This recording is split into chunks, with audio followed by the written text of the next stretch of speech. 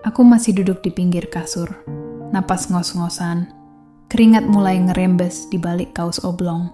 Baru juga setengah beresin barang-barang, tapi punggung rasanya udah pegal kayak habis panjat tebing. Berani-beraninya aku kabur begini.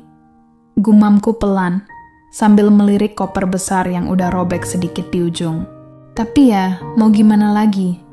Aku capek dijodohin sama pria yang bahkan belum pernah kutemui. Katanya si anak teman bapakku.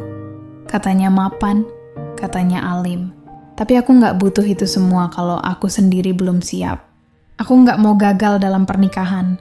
Aku cuma pengen hidup tenang, mulai dari nol, sendiri. Kos petak ini nggak mewah, tapi cukup nyaman. Ada 5 kamar sejajar, dapur bersama di ujung, kamar mandi luar yang bersih. Aku dapat kamar nomor 2 dari ujung, pas di sebelah kamar cowok yang tadi, kulihat baru turun dari motornya.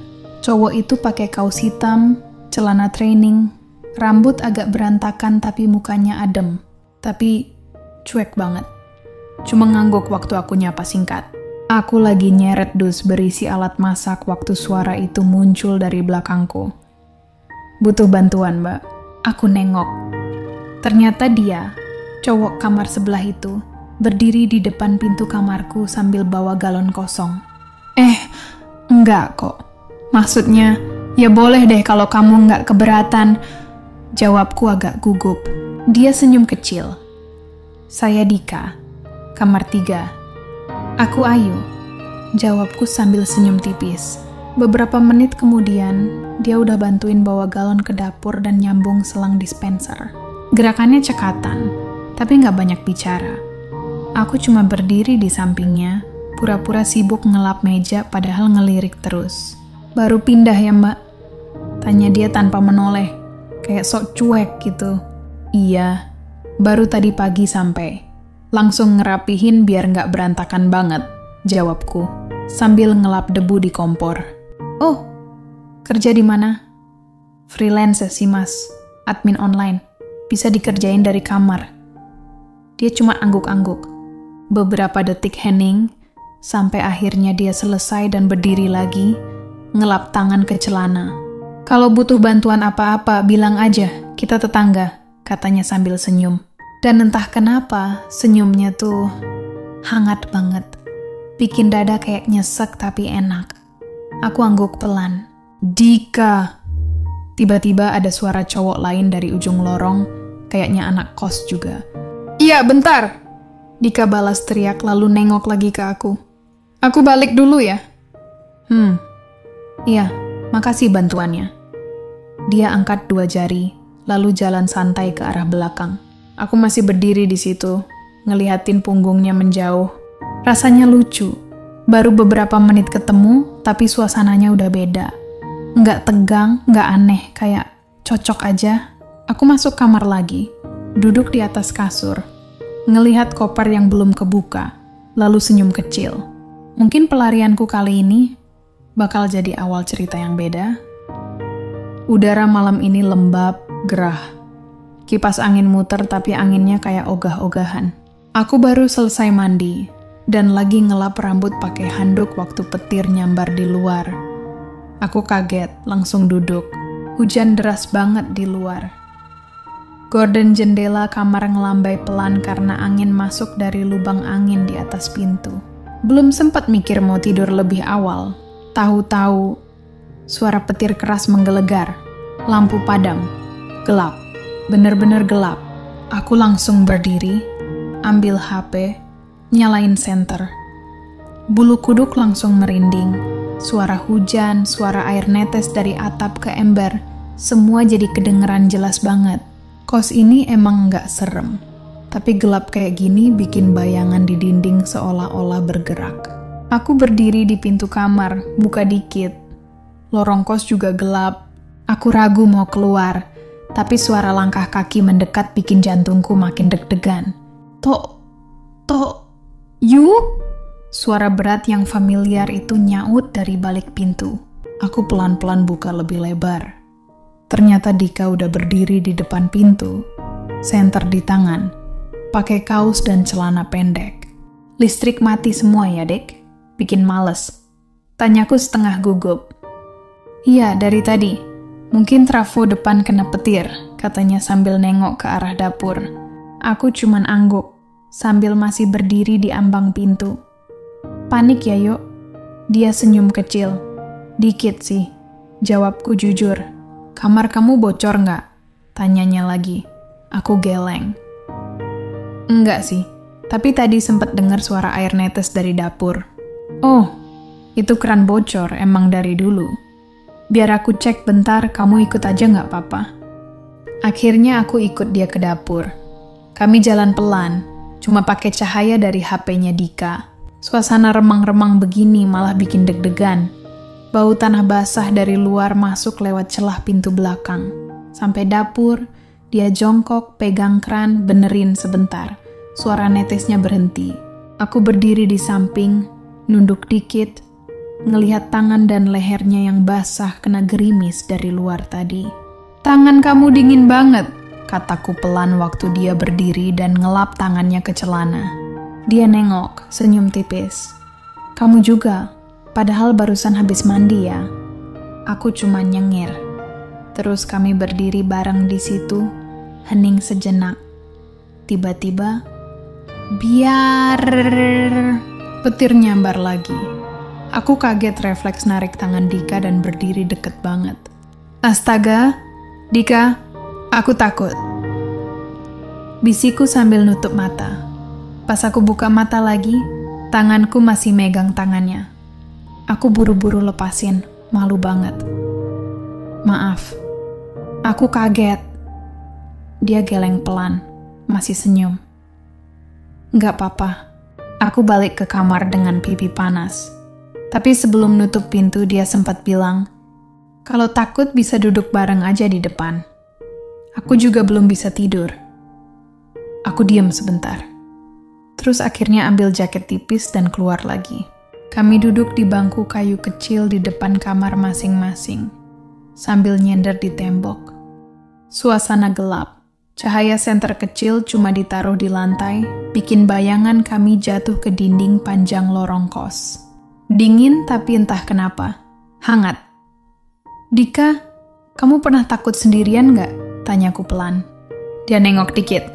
Pernah, dulu, waktu baru putus sama tunangan. Aku kaget, tapi cuma diam. Sekarang juga kadang masih, tapi mungkin nggak separah dulu. Lanjutnya, aku ngangguk pelan.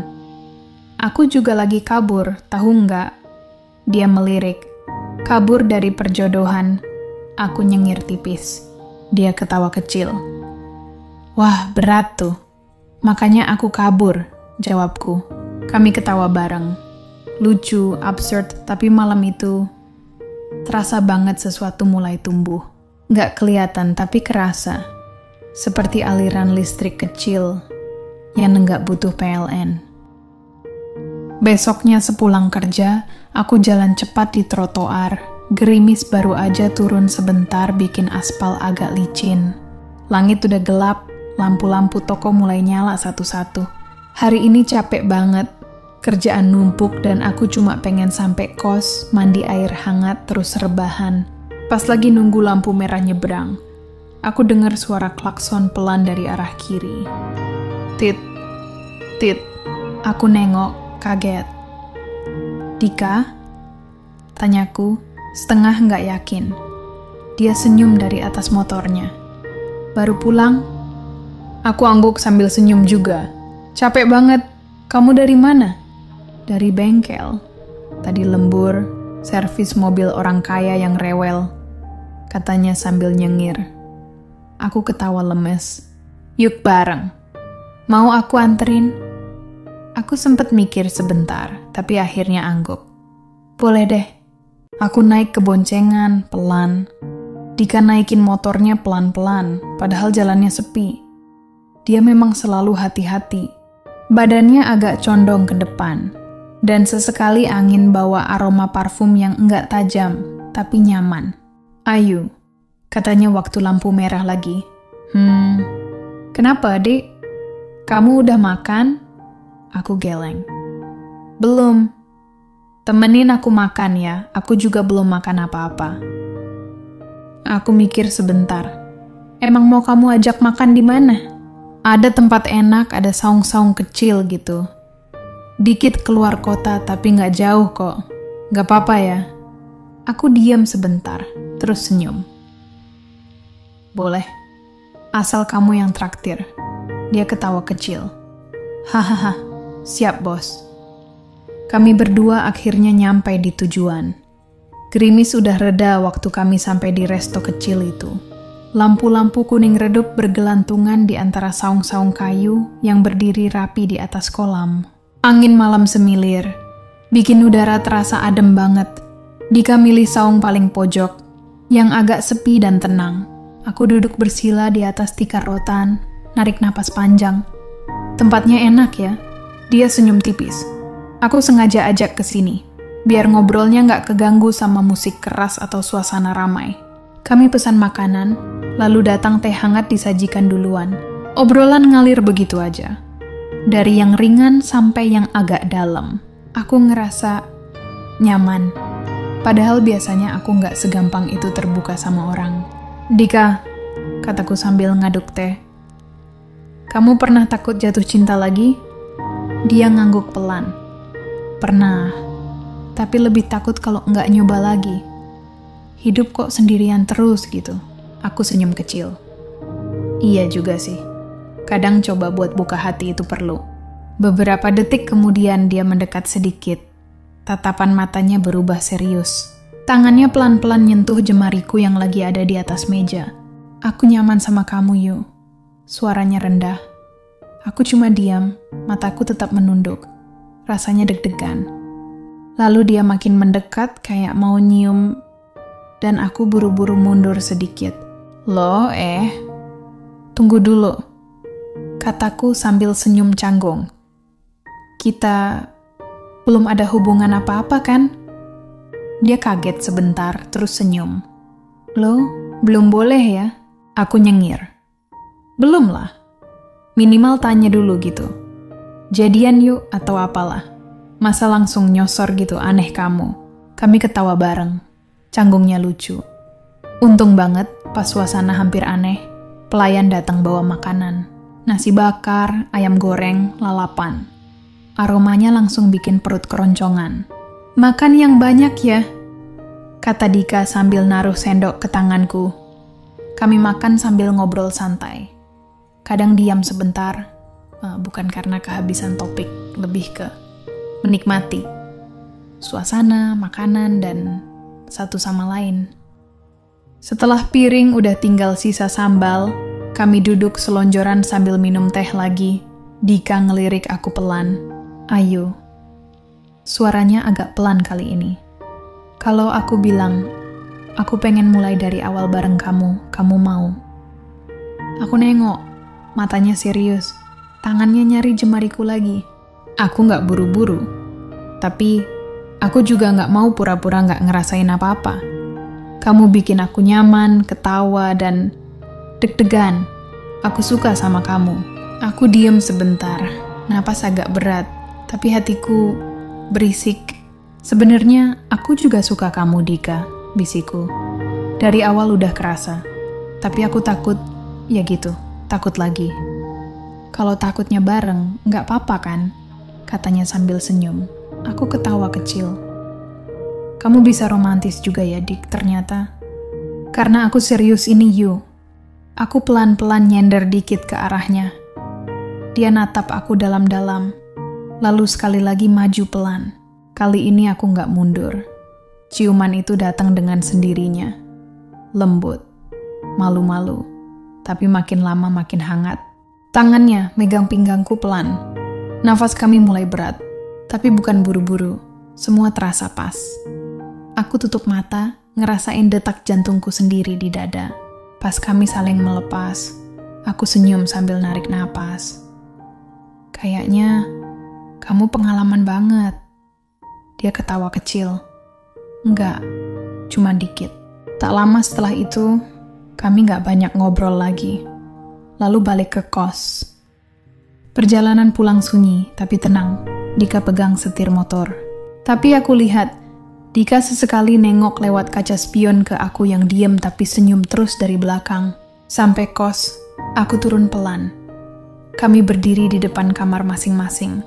Jadi, kita, tanyaku setengah berbisik. Dia ngangguk sambil senyum. Kita, aku melangkah ke dalam kamar, tapi sempat balik lagi, nyium pipinya singkat. Selamat malam pacarku. Dia cuma senyum lebar.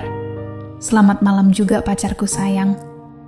Hubungan kami baru beberapa hari, tapi rasanya seperti udah lama. Dika makin perhatian. Tiap pagi nyapa lewat chat. Kadang nitipin kopi di meja depan kamarku.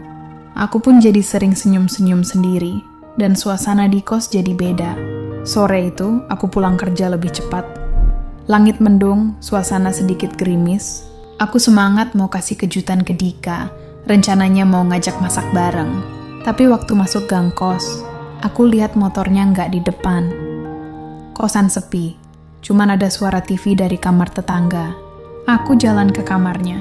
Pintu nggak dikunci. Aku senyum sendiri. Bisa sekalian beresin dulu sebelum dia pulang. Tapi pas buka pintu, aku berhenti. Kok ada perempuan di dalam? Lagi tiduran santai di kasur Dika, rambutnya diikat tinggi, bajunya tipis banget. Dia noleh ke aku dan senyum kecil. Kamu pacarnya Dika ya? Aku diam. Jantungku langsung nyut-nyutan. Dia duduk pelan, masih senyum. Aku mantannya. Dunia rasanya berhenti sesaat. Tanpa banyak pikir, aku langsung masuk kamarku, lalu tutup pintu. Aku masuk kamar sendiri. Dada panas. Lidah kelu. Gak tahu harus marah, sedih, atau kecewa. Aku matiin HP, lempar ke bantal, lalu duduk di lantai. Menunduk. Tanganku gemetaran. Perasaan semalam masih hangat, tapi sekarang hancur kayak dilempar ke lantai. Aku diam, gak nangis. Tapi ngambek total. Jam 9 malam aku dengar motor Dika datang. Suaranya khas banget. Beberapa menit kemudian dia ketok pintuku pelan. Tok, tok. Ayu. Kamu di dalam? Aku diam. Aku bawa makanan nih. Sate kesukaan kamu. Masih enggak, aku jawab. Beberapa detik kemudian, dia ngetok lagi, lebih pelan. Kamu kenapa? Akhirnya aku buka pintu. Dika berdiri dengan plastik sate di tangan. Wajahnya langsung berubah waktu lihat ekspresiku yang jelas-jelas kesel. Ada apaan sih? Tanyanya. Aku nyengir sinis. Mantan kamu nyaman banget ya di kasurmu. Dika langsung bengong. Hah? Cewek yang tadi di kamar kamu, Dika. Aku lihat dia.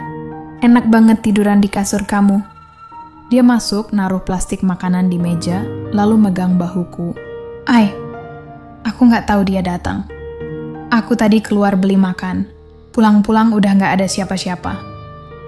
Aku nyenggol tangannya. Kamu kira aku sebodoh itu? Dika ngelus kepalanya. Sumpah, dia cuman mantan. Aku nggak ada rasa. Bahkan, aku nggak tahu dia datang ke kos. Aku duduk di kasur. Mukaku masih ngambek.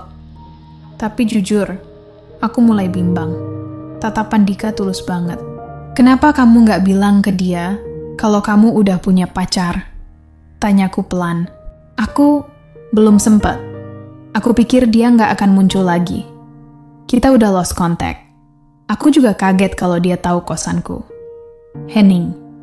Dia duduk di sampingku. Tangannya nyari jemariku. Tapi aku tarik pelan. Dia malah deketin wajahnya. Aku sayang kamu, Ayu. Aku nggak main-main.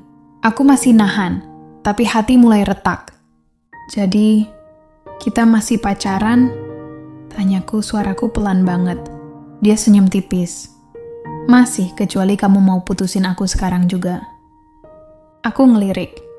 Yakin mau diputusin? Apaan sih, Yu? Enggak. Kami saling tatap. Muka kami dekat. Nafas saling kena. Aku deg-degan, Dik. Bisikku. Boleh aku tenangin? Belum sempat aku jawab, dia mendadak nyium aku.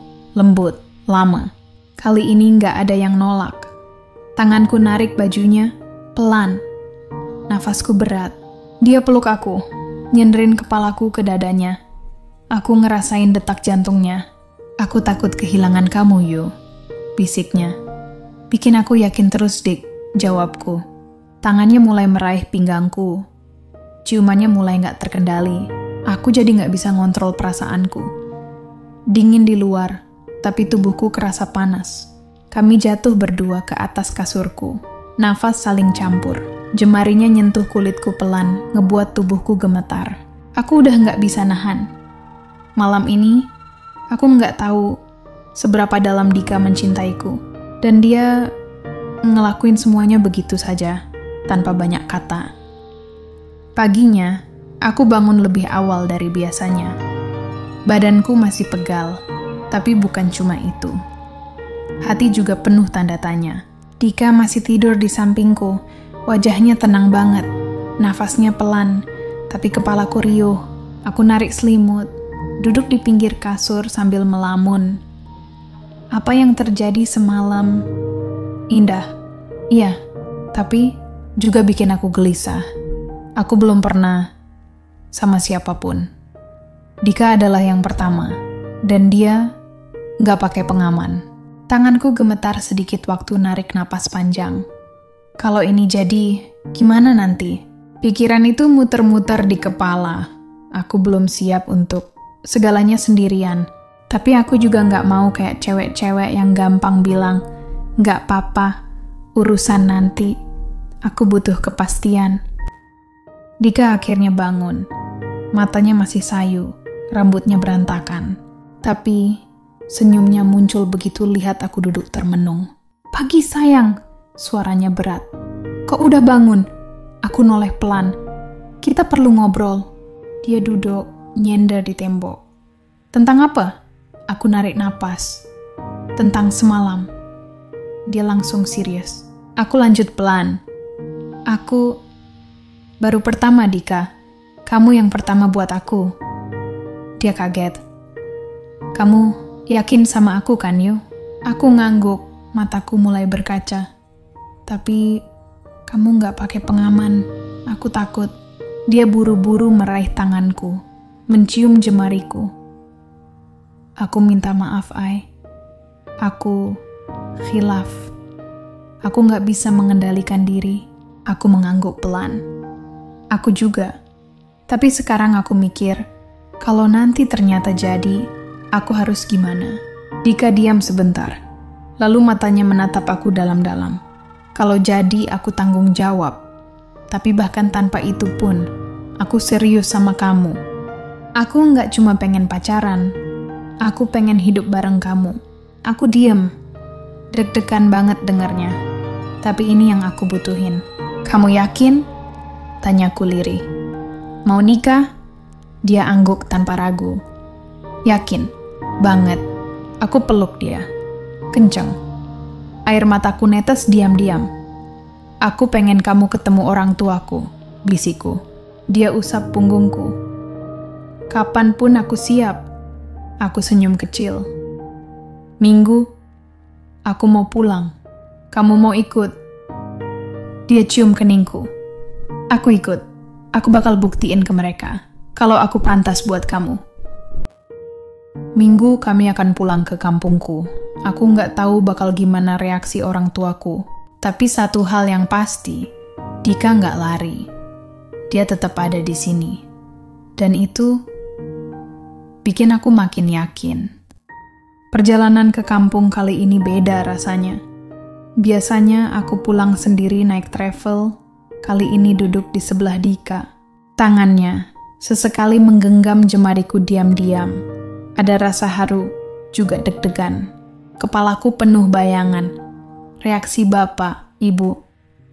Kira-kira mereka suka nggak ya sama Dika? Mereka memang nggak pernah maksa aku soal jodoh, tapi dulu sempat ada anak teman bapak yang katanya cocok. Aku tolak, dan kayaknya mereka cukup marah. Setelah itu nggak pernah dengar kelanjutannya lagi. Tapi sekarang, yang duduk di sebelahku ini, cowok yang kubawa pulang dengan status pacar serius, bahkan calon suami. Jujur aku takut. Aku belum cerita apa-apa ke mereka. Tapi, aku yakin aja. Sore menjelang maghrib, kami sampai. Rumahku sederhana, tapi hangat. Ibu langsung nyambut di teras dengan senyum lebar. "Ibu," aku peluk. "Ini Dika, Bu," kataku agak gugup. Ibu senyum ke Dika. "Masya Allah, tinggi juga ya orangnya. Ayo masuk." Dika senyum sopan, salim, lalu masuk. Di ruang tamu, Bapak udah duduk sambil minum teh. Aku tegang. Dika juga kayaknya mulai kaku. "Pak, ini Dika, temanku dari kota. Kami pacaran dan rencana mau serius." Bapak ngangguk pelan, lalu ngelirik Dika. "Namamu siapa, Nak?" "Dika Setio Pradana, Pak." Bapak langsung diam. Matanya menyipit lalu noleh ke ibu. "Bu, dengar tadi? Siapa namanya?" Ibu juga kelihatan kaget. "Dika Setio, bapakmu siapa, Nak?" Dika agak bingung tapi tetap sopan. "Bapak saya Pak Arif, dulu kerja sekarang pensiun." Bapak langsung ketawa kecil. "Ladalah, jadi kamu ini anak Arif?" "Arif yang dulu bareng saya kerja di proyek jalan." Dika langsung senyum kaget. "Iya Pak, Bapak kenal?" "Iya Tona, hahaha ini anaknya Arif, astaga." Aku bengong. "Loh, emangnya kenapa Pak? Bapak kok jadi aneh?" Ibu yang jawab, "Yuk, kamu dulu itu ya dijodohin sama anak Pak Arif ini. Tapi kamu nolak, kan waktu itu nggak mau dijodohin." Aku melotot. "Maksud ibu, yang waktu ibu kasih foto kecil itu?" "Iya, itu loh, yang di foto kamu bilang kayak cowok kalem kutu buku gitu." Ibu ketawa. Aku langsung noleh ke Dika yang udah ngakak sambil nutup muka. "Astaga, jangan-jangan itu foto yang kamu benci itu ya?" Aku garuk-garuk kepala sambil ketawa malu. Dika ketawa juga. "Ya ampun, jadi dulu udah dijodohin tapi malah ketemunya di kos?" Kataku sambil nutup wajah dengan bantal sofa. Bapak ketawa lepas. "Hahaha. Jodoh itu lucu ya." Aku noleh ke Dika. Dia senyum, matanya lembut banget. "Berarti ini mungkin udah takdir dari awal," bisiknya pelan. Aku senyum malu. "Berarti aku udah cinta sama calon jodohku dari dulu, tapi baru sekarang jatuhnya." Kami semua ketawa, tapi dalam hati aku tahu, ini lebih dari lucu. Ini takdir yang akhirnya berputar dan membawa kami saling menemukan. Dengan cara paling sederhana, kos petakan, nasi goreng saung kecil, dan pelukan pertama yang penuh getaran. Sejak pagi, aku mondar-mandir di dapur sambil ngupas bawang, tapi pikiranku nggak di situ. Tanganku gemetar terus. Ibu beberapa kali melirik. "Ayu, kamu kenapa sih?" Aku senyum paksa. "Enggak, Bu. Cuma kepikiran kerjaan." Padahal bukan kerjaan, bukan juga soal kampung atau hal lain, tapi sesuatu yang terus aku ulang-ulang dalam hati. Kalau aku beneran hamil, gimana? Dika selalu bilang dia tanggung jawab. Tapi aku nggak mau semua serba telat. Aku ingin semuanya sah, cepat, dan jelas. Aku nggak pengen menyimpan beban diam-diam lebih lama. Sore itu, aku duduk berdua sama bapak dan ibu di ruang tengah. Dika lagi keluar beli gorengan ke depan gang. Aku beranikan bicara. "Pak, Bu, aku pengen nikah secepatnya." Mereka langsung saling pandang. "Secepatnya?" tanya bapak. Nadanya pelan, tapi penuh tanya. "Iya, Pak. Minggu depan atau 2 minggu lagi." Ibu noleh serius. "Ayu, ini tiba-tiba banget. Kamu yakin? Kalian kan baru jadian?" Aku tunduk. Napas terasa berat. "Iya, Bu, Pak. Tapi aku udah yakin sama Dika. Kami saling serius. Kami nggak main-main." Bapak ngusap dagunya. "Kamu yakin ini keputusan kamu sendiri? Gak ada yang kamu sembunyikan?" Aku diam. Mataku mulai panas. Ibu langsung lemasin bahunya, lalu senyum kecil. "Bu," ibu narik napas panjang. Dari cara kamu ngomong, dari raut mukamu, ibu ngerti yo. Aku langsung menunduk makin dalam. Aku nggak mau bikin malu. Aku cuma pengen semuanya sah. Bapak nggak marah, malah pelan-pelan bangkit dari kursi, jalan ke dapur. Aku kira dia kecewa, tapi ternyata dia balik sambil bawa map coklat. Ini berkas buat daftar nikah yang pernah ibu kumpulin dulu. Kita pakai ini aja. Besok pagi kita ke KUA. Aku tertegun. Makasih, Pak. Ibu cuma elus punggungku dan bilang, asal kamu bahagia, ibu ikut bahagia. Malamnya Dika tidur sendiri di ruang tamu pakai kasur tipis. Ibu udah kasih selimut dan bilang, jangan macem-macem ya, dengan senyum gimana gitu. Aku sendiri di kamar, tapi gak bisa tidur. Pikiranku muter-muter, deg-degan soal daftar nikah besok, dan tentang perasaan ini yang makin dalam sama dia. Jam 2 pagi, aku bangun. Pelan-pelan buka pintu kamarku yang menghadap ruang tamu. Dika masih melek, main HP sambil rebahan. Dia noleh, bisik, belum tidur. Aku pelan jalan ke arahnya. Gak bisa. Dia duduk. Aku duduk di sebelahnya. Selimut dia aku tarik sedikit biar hangat. Kami diam. Tapi jari kami saling menggenggam. Aku takut, bisikku. Takut apa? Takut kehilangan kamu. Kita terlalu cepat. Dika cium keningku pelan. Kita nggak cepat, kita cuma dipercepat sama keadaan. Aku senyum, tapi mataku berkaca. Aku bersyukur kamu tanggung jawab. Dia peluk aku. Lama, hangat. Dalam pelukan itu, semua ketegangan terasa lebur. Tanpa banyak kata, kami saling menenangkan. Karena cinta yang butuh sandaran, dan ketakutan yang butuh kepastian.